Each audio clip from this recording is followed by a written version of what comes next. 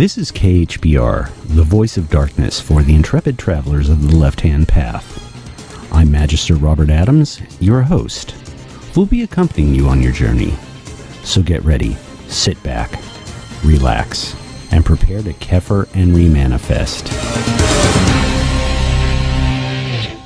This is KHPR, the voice of darkness. I'm Magister Robert Adams, and today we're going to look at art and culture in Setian initiation. With me today, I have Priest James Kirby, who is an artist within the temple, who has done some incredible work that we're going to talk about. Welcome, James. Thank you, Magister Adams. Good to be here. I have seen some of your artwork, and I have to say, we have had numerous artists within the temple, but usually there'll be a painter or a sculptor. You kind of do everything. Yeah, that's a dynamic I developed in my youth where I get bored very quickly with things. So I tend to expand my knowledge base of different materials, and it's basically working with materials. So whether it's paint or glass or gemstones or whatever, it's simply another form of material, and each one presents a challenge. So I enjoy that challenge in my work. Let's talk about one one item in particular that I first saw at the conclave we had in San Francisco. And at that conclave, you presented to Dr. Aquino a hand-carved stela of Set that you made out of, I believe it was flagstone? Pipestone. This was a very solid piece, and it definitely was so well done, it looked like something that you could see in a museum. And I just sort of thought of you mostly as a sculptor. Now, how did you go about making this piece? The piece itself was made in my mind probably a year after I entered the temple. I saw the stelae in one of our documents, and that Dr. Aquino had drawn many years back, and I have a really strong passion for Egyptian art, and I thought this needs to be made. And what happened was I moved from southern Canada into the north, and I purchased a stone while I was down there, a piece of pipestone.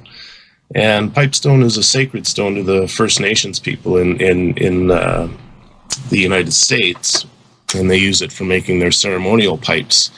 And because it's red, I thought this would be the perfect stone for that stele.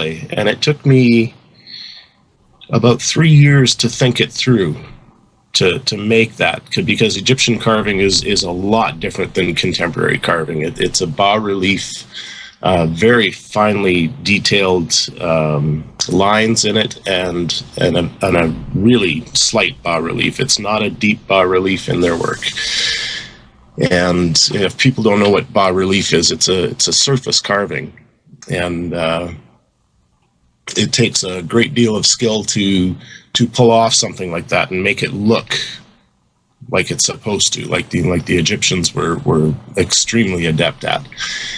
And I thought for my first Setian piece, that would be the one that I wanted to accomplish. And because of my work with fossils and preserving things for museums, I have a high degree of quality that I demand from my work. And it probably took about 2.5 months to carve that piece, but it's when doing magical work, I think every aspect of it, from where I get the rock to how I produce the idea to how I put that idea into the stone, is important. So that particular piece got a lot of attention, and well, actually all my pieces do, but that one was the beginning. So now when you carve on the pipestone, is this You know, I've seen people do this before. Are you just using a standard hammer and chisel?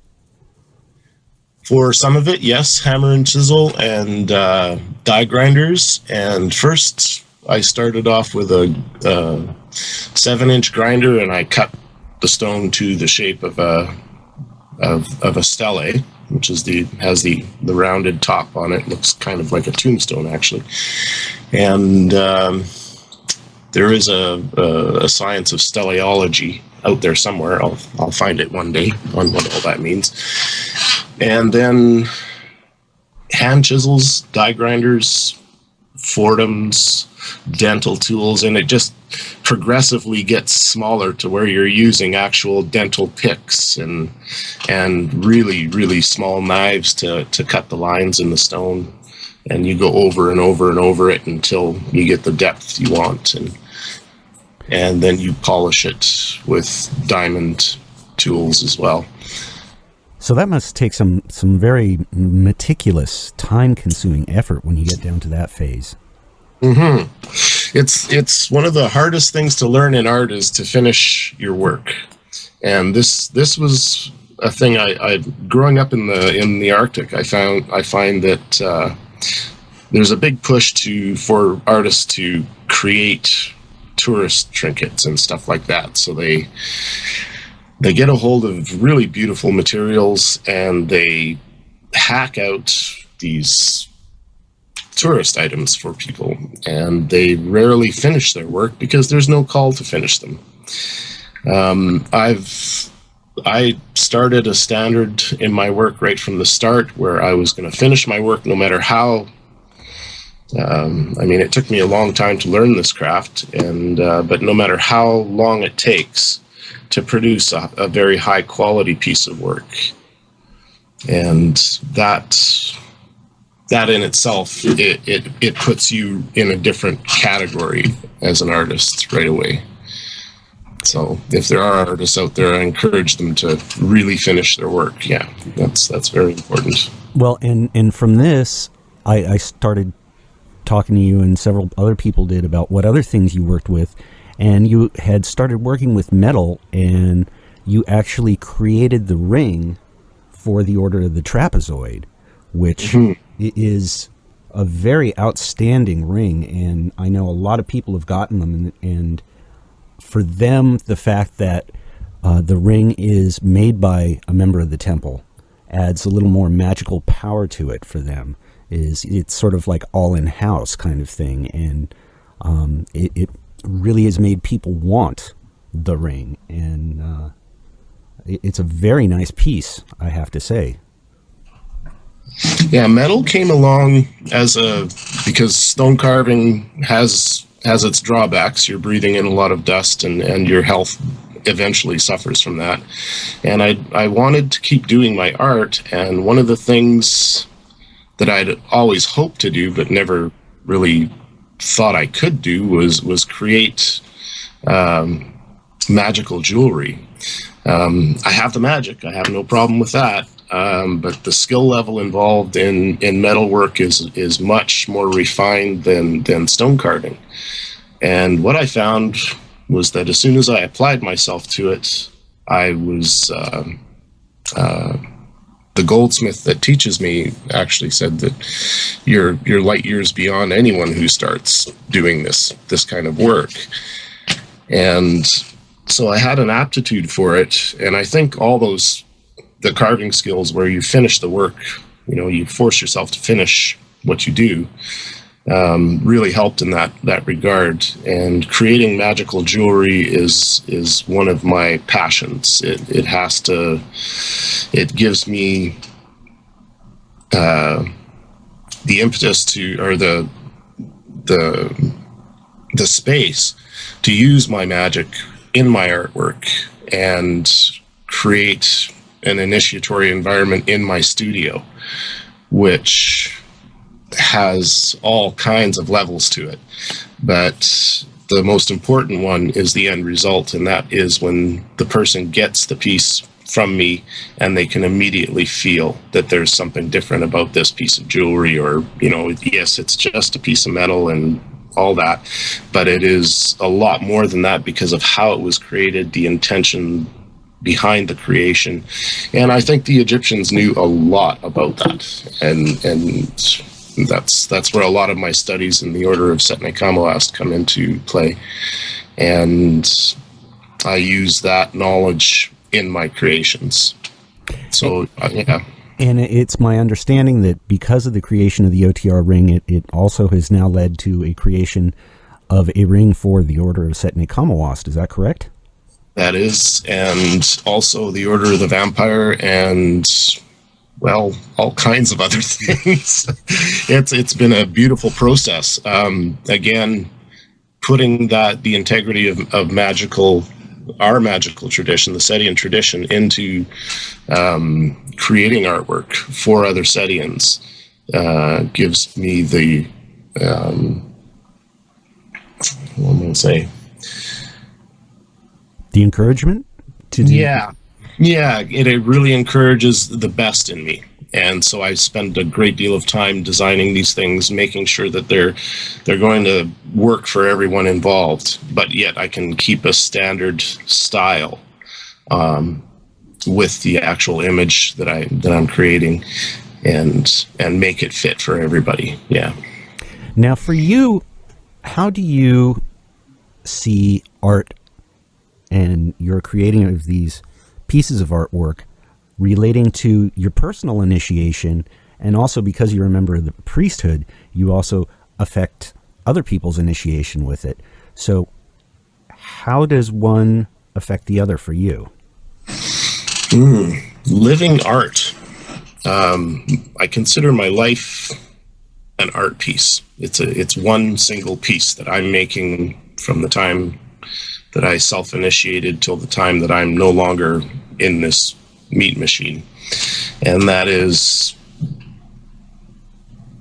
by way of creating an initiatory environment with almost everything I do. Now, a lot of people won't or can't do that. They have day jobs. They have to take their mind away from initiation, put it in another place. I don't have to do that. I can keep my mind in my initiation almost all the time. And I need a break from that once in a while, so I take them, but there's appropriate times for that. But living art and creating it within my personal life, with my children, with my the various contacts that I have in the art world, and most of all, I want to create initiatory art. That is the goal of my job as an artist, and it works out very well with Setian initiation. I find that I've had to engage a lot more of my intellect with my temple work, and that was a balance that needed to happen for me. So my work in the various orders that I work with, and the elements in the temple, is all geared towards balancing the artistic side of life with the practical side of life, which is, getting my stuff done when I need to get it done, and my personal stuff, and also creating really good art while I'm doing that.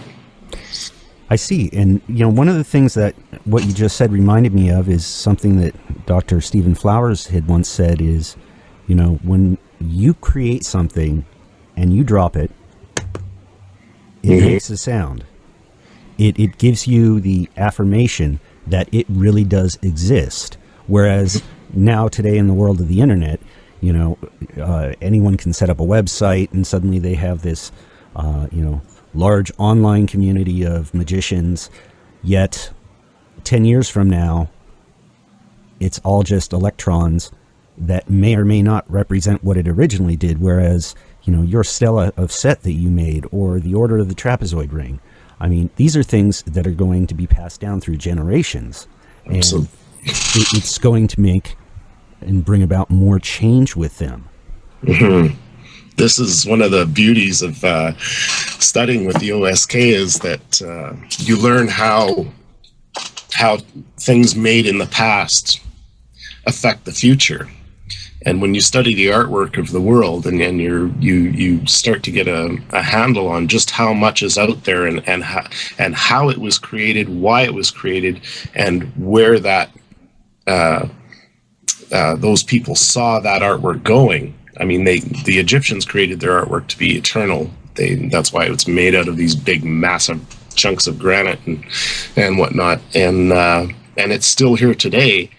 And I can go look at a stelae with Set on it and be just as inspired as the ones I create. But then I have to look at, okay, did I do this right? Did I do that? I'm pitting myself against artists who are 4,000 years old. Right. They're not around anymore.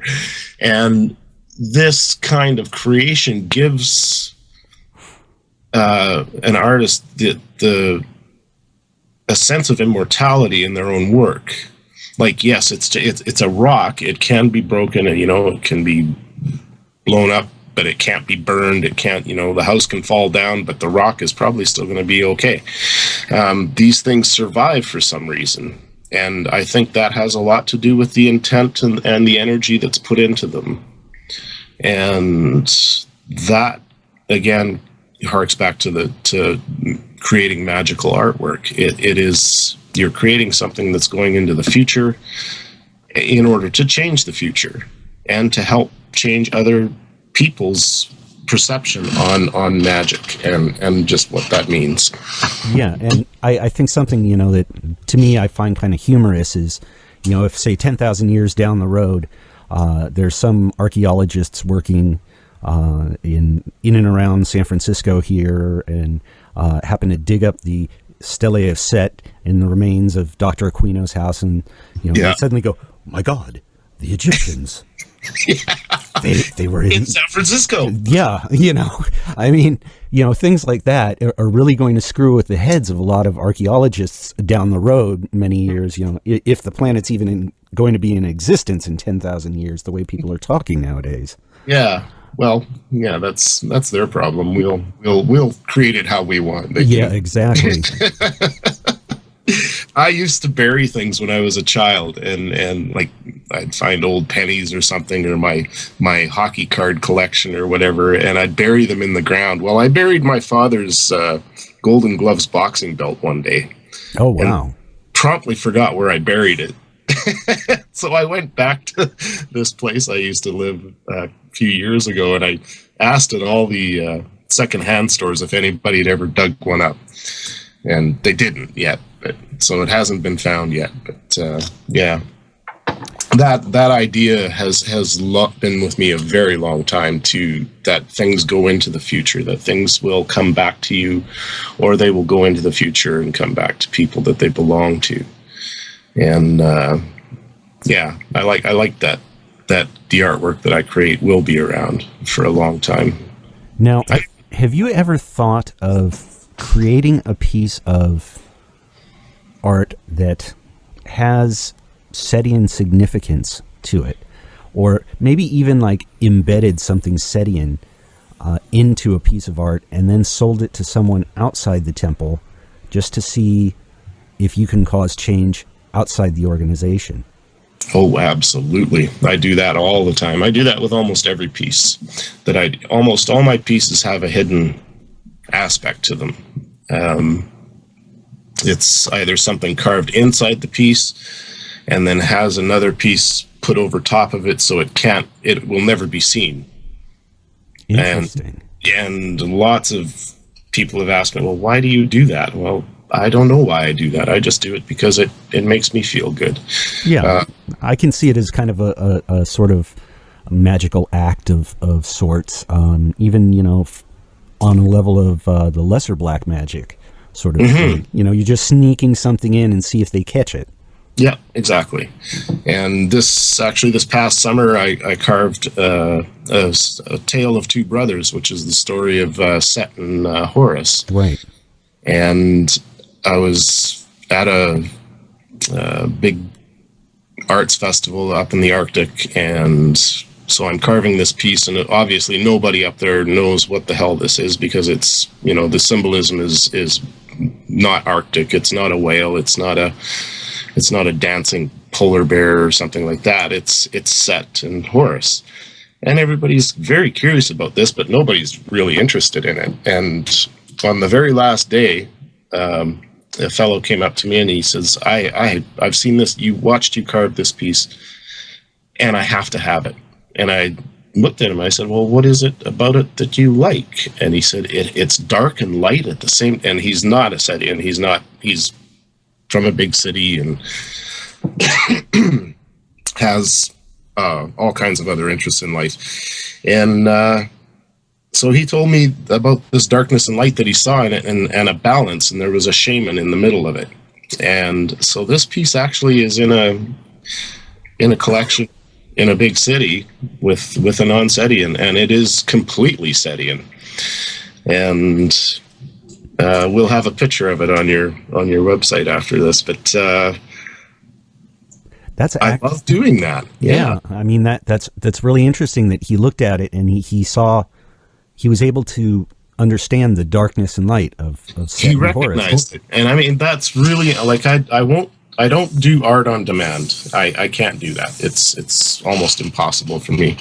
It has to be something that I'm passionate about, and because initiation is such a big part of my life, well, a lot of my pieces are about initiation, and they will go to who they belong to. I have a real big thing about putting things in the right hands, and people have to connect with my work.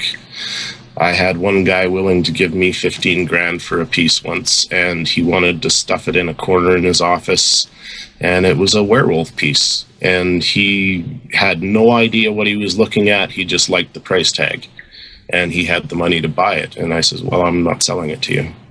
You don't know what it is. You don't know why you want it, and go away. My gallery owner got very mad at me about that, but whatever.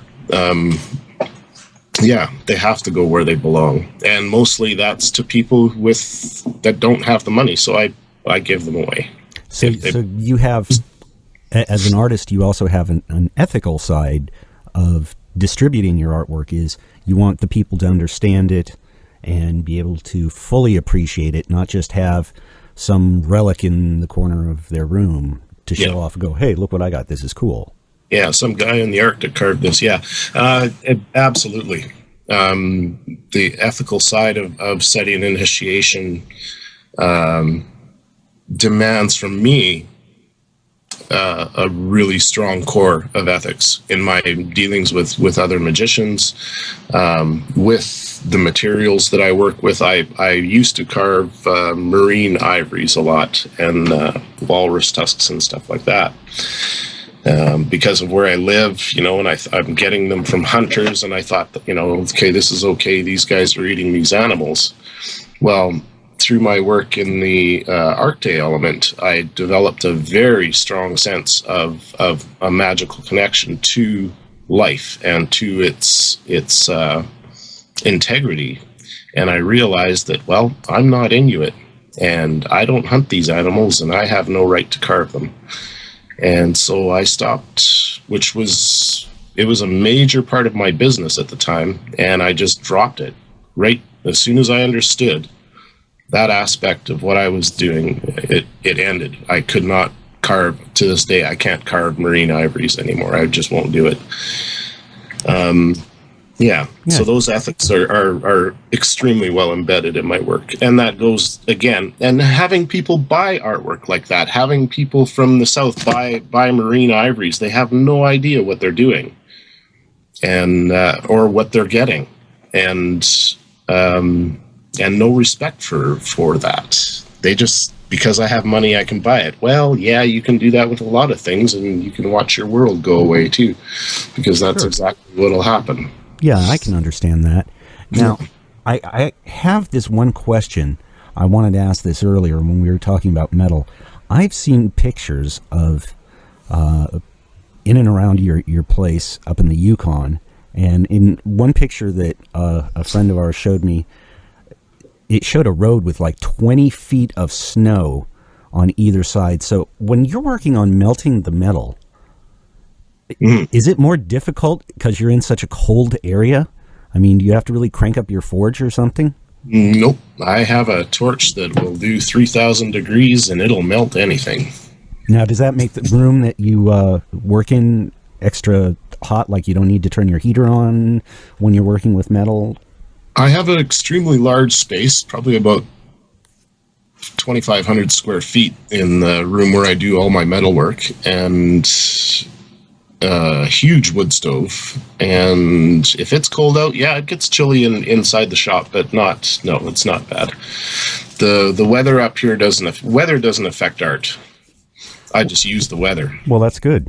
If I need to go ice carving, well, I go ice carving. Yeah, I did the Canada Snow Sculpture competition a few years back, and we came in third because I pissed off one of the judges.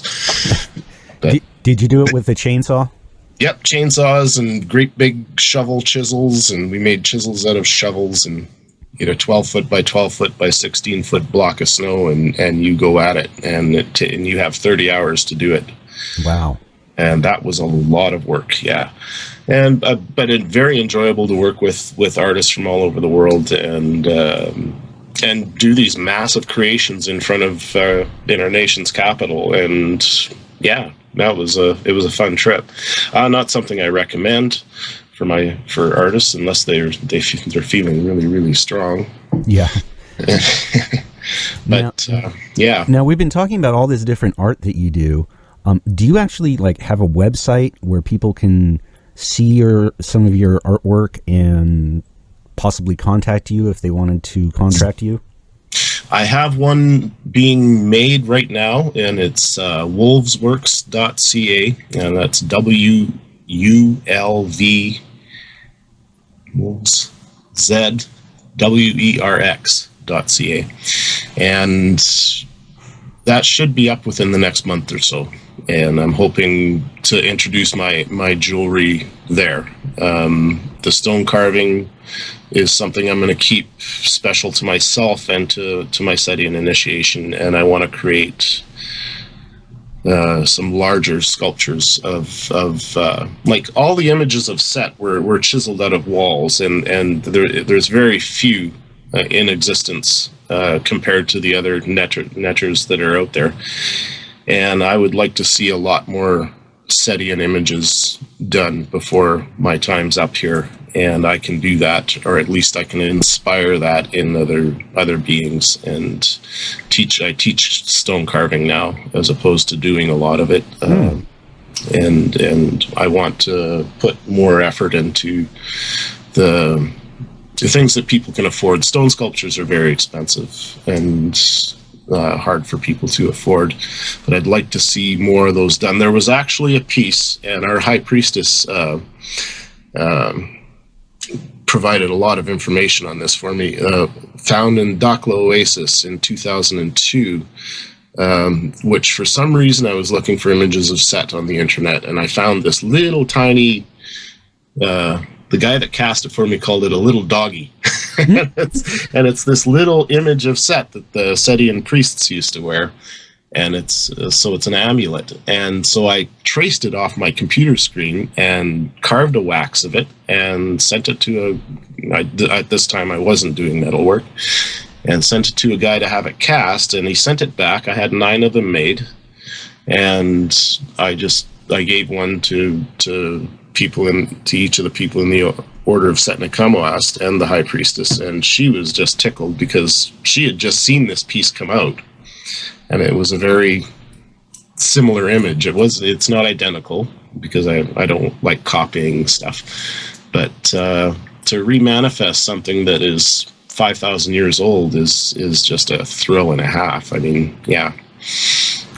I can see that. Now, to just sort of finish up a little bit here, for anyone, I mean, within the temple or without, who is looking to use art through initiation, can you think of why that would be valuable for them to do?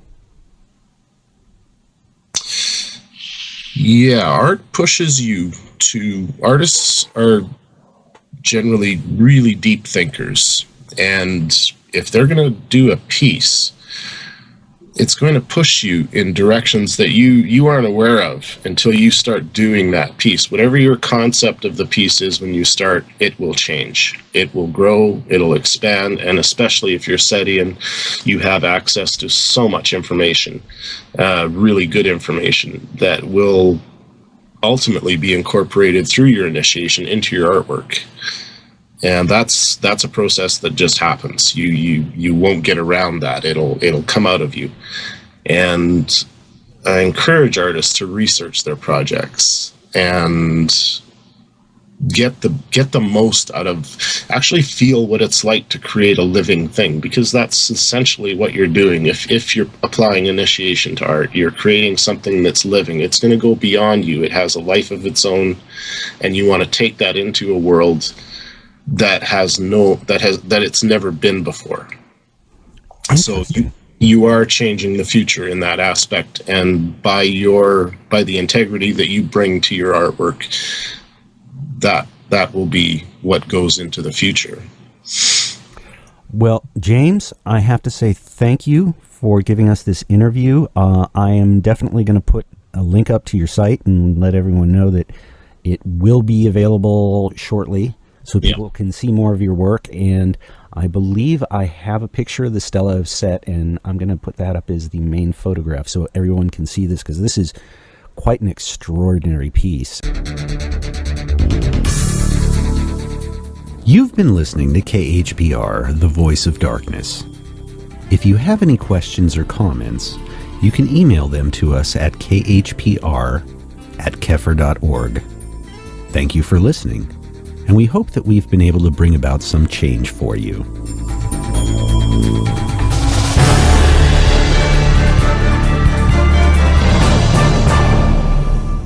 I'm fucking Ozzy Osbourne, the Prince of fucking Darkness. Evil, what's fucking evil? There can be only one Prince of Darkness. And that would be me, Robert Adams.